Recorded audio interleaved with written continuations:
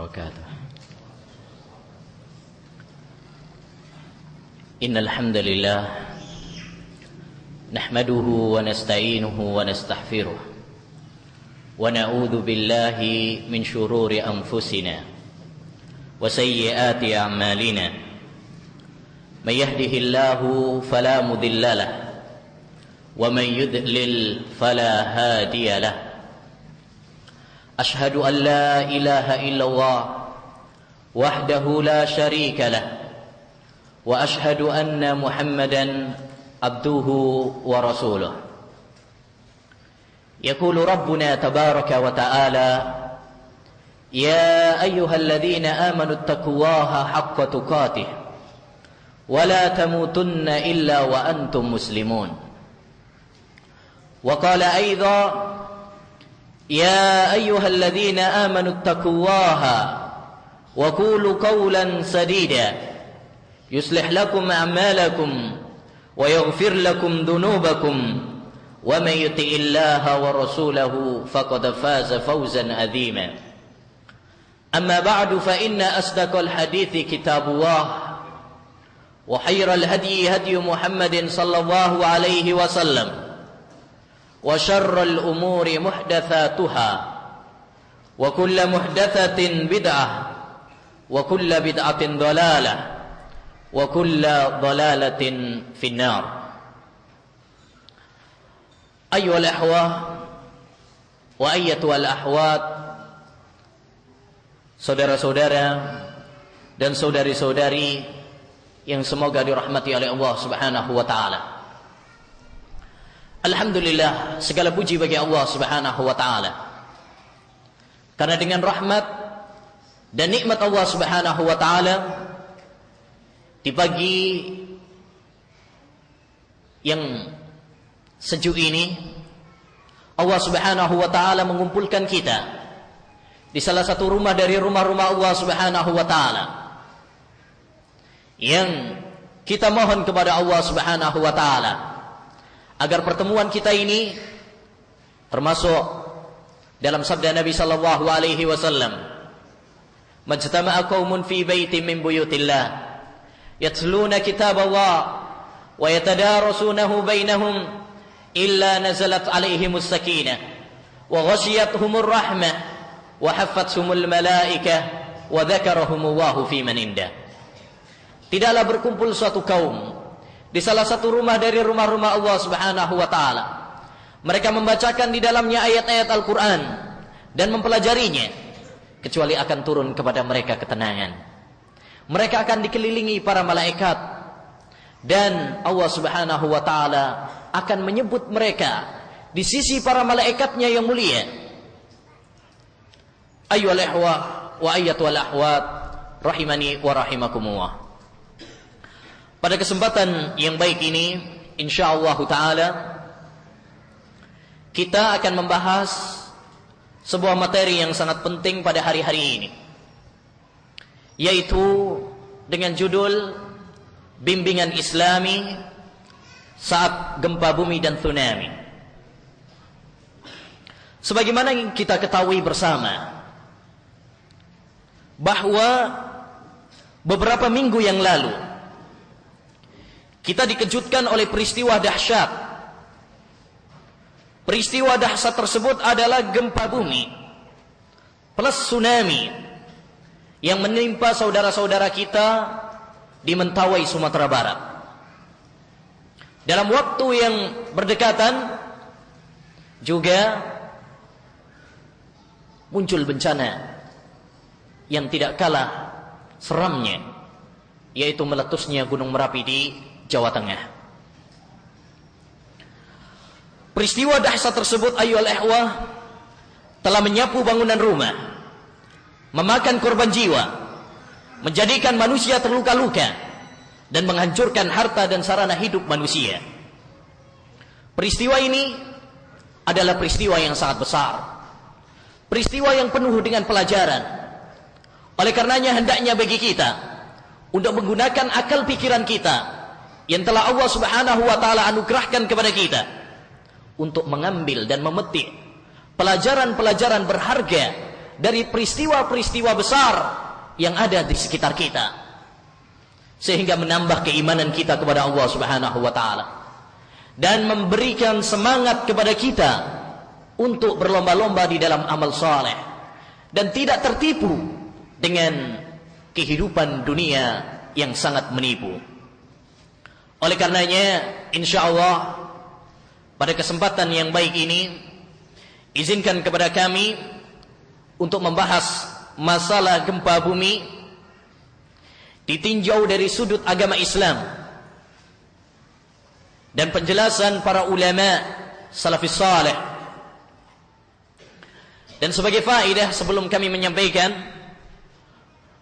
bahwa para ulama kita ayyuhal ikhwah telah membahas masalah gempa bumi secara khusus. Al-Imam As-Suyuti rahimahullahu ta'ala memiliki sebuah kitab Kasfus Salsalah an Wasfis Zalzalah. Ini kitab yang khusus tentang membahas masalah gempa bumi. Demikian juga Al-Imam Al-Ajluni memiliki sebuah kitab Tahrikus Sababah. Tahrikus Sababah fima yata'allaku bizzalzalah. Menggerakkan jari dalam hal-hal yang berkaitan tentang gempa bumi. Demikian juga Al-Imam Al-Amadi menulis sebuah kitab Al-Hawqala fi Zalzalah. Jadi para ulama kita telah membahas masalah gempa bumi secara khusus. Dan ini termasuk keistimewaan ilmu salaf, bahwa tidak ada satu permasalahan pun kecuali para ulama kita telah membahasnya secara komplit. Sebagaimana kata Syekhul Islam Taimiyah dalam kitabnya Al-Wasiyatus Sughra, bahwa para ulama telah membahas setiap permasalahan dalam kitab-kitab khusus mereka. Pada pembahasan ini insyaallah kita akan melalui beberapa pembahasan. Pembahasan yang pertama adalah tentang pengertian gempa bumi. Apa yang dimaksud dengan gempa bumi? Gempa bumi seperti yang disebutkan oleh Imam Al-Baghawi dalam kitabnya Ma'alimut Tanzil adalah goncangan yang sangat dahsyat dan menakutkan. Itulah gempa bumi. Goncangan yang sangat dahsyat dan menakutkan. Sebagian para ulama yang lain mengatakan gempa bumi adalah goncangan besar dan keributan yang sangat. Sebagaimana Allah Subhanahu wa taala berfirman, "Idza zulzilatil ardu zilzalaha." Apabila bumi telah digoncang dengan goncangan yang sangat besar. Karena dalam bahasa Arab gempa bumi adalah zilzal, zalzalah. Baik, pembahasan yang kedua, gempa bumi dan tsunami dalam catatan sejarah.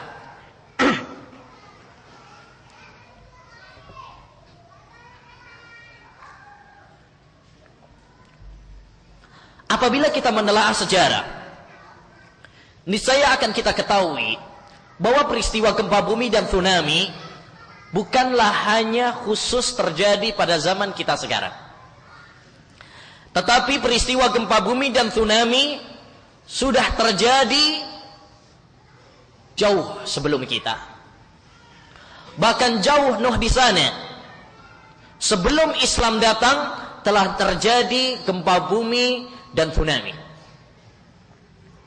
Hal ini dijelaskan secara panjang dan detail, tempat, hari, tanggal, dan korban oleh para ulama kita.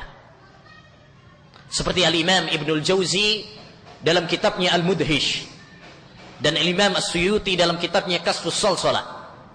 Mereka telah memerinci data kejadian gempa bumi yang pernah terjadi di dunia ini. Ya, mulai sebelum Islam, dari kaum-kaum para nabi yang telah disiksa oleh Allah Subhanahu wa taala, kemudian gempa bumi yang terjadi setelah zaman Nabi Muhammad sallallahu alaihi wasallam juga. Diterangkan secara detail hari, tanggal, tempat, korban oleh para ulama kita. Dan setiap peristiwa tersebut ayyuhal ikhwah memiliki pelajaran-pelajaran, kejadian-kejadian yang dapat kita petik pelajaran darinya. Cukup banyak dan tidak mungkin bagi kita untuk menampilkan semua kisah-kisah dan peristiwa gempa bumi yang terjadi dalam sejarah. Saya akan kutip salah satu peristiwa gempa bumi dan tsunami yang terjadi pada tahun 460 Hijriah. Kisah tsunami ini diceritakan oleh Imam Ibnu Katsir dalam kitabnya Al-Bidayah wa Nihayah. Sebuah peristiwa yang hendaknya bagi kita untuk mengambil pelajaran darinya. Apakah yang dapat kita petik dari pelajaran tersebut? Saya akan bacakan terlebih dahulu kisahnya. Al-Imam Ibnu Katsir rahimahullahu ta'ala menceritakan dalam kitabnya Al-Bidayah wa Nihayah bahwa pada bulan Jumadul Awal tahun 460 Hijriah, bumi membelah memuntahkan isi perutnya. Guncangannya dirasakan hingga di kota Rahba dan Kufa, Irak sekarang ini. Air laut menyusut sejauh jarak perjalanan 1 hari. Terserap oleh bumi hingga terlihatlah permukaan bumi dasar laut yang bertabur permata dan berbagai bentuk batu unik lainnya. Jadi lautnya langsung surut sehingga menampakkan permata, menampakkan batu-batu mewah, mahal dan sebagainya. Orang-orang pun berhamburan untuk memungut setiap permata dan batu unik yang nampak. Karena manusia diberi fitrah oleh Allah Subhanahu wa ta'ala cinta terhadap dunia. Karena kecintaan mereka terhadap dunia, tanpa diduga ternyata tiba-tiba air laut kembali pasang dan menyapu mereka hingga sebagian besar mereka tergulung dan meninggal dunia. Ayyuhal ikhwah wa ayyatul ahwat rahimani wa rahimakumullah. Kira-kira apa yang dapat kita ambil dari petikan kisah yang dibawakan oleh Imam Ibnu Katsir ini? Salah satu di antara sekian pelajaran yang dapat kita ambil dari kisah di atas adalah agar kita tidak tertipu dengan dunia yang menipu. Memang manusia diberi fitrah oleh Allah Subhanahu wa ta'ala untuk cinta dunia, dan itu tidak terlarang. Tetapi apabila kecintaan kita terhadap dunia melalaikan dari amal saleh, melalaikan kita dari akhirat, melalaikan kita dari kewajiban beragama, maka inilah yang menjadikan munculnya bencana dan kemurkaan dari Allah Subhanahu wa ta'ala.